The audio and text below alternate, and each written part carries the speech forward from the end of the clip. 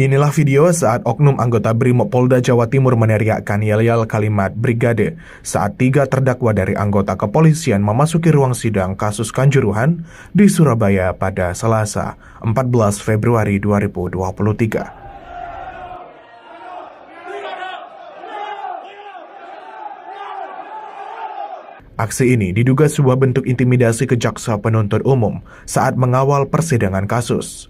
Video viral ini kemudian ditanggapi oleh pihak Polrestabes Surabaya.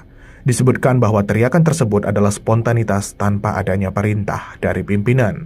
Teriakan itu adalah bentuk dukungan ke rekannya saat jalani persidangan.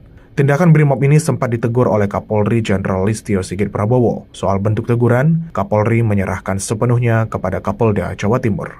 Pada akhirnya, Polrestabes Surabaya meminta maaf atas kegaduhan yang terjadi dan akan melakukan evaluasi pengamanan.